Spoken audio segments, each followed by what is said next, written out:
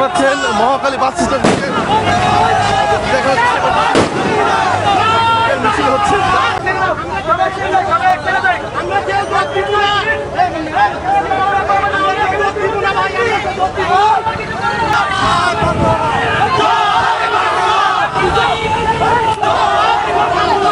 তারা নিষিদ্ধ সংগঠন, তাদের এখনও কোনো অগ্রাধিকার নয় আওয়ামী লীগের মিছিল করার। আমি আমার দিক থেকে গণতান্ত্রিকভাবে আমি আমার বিবেক থেকে আমি আমার মতো ঝাঁপাইয়া পড়ছি যাতে যাতে নিষিদ্ধ সংগঠন আর কোনো আওয়ামী লীগ এরকম প্রোগ্রাম না করতে পারে।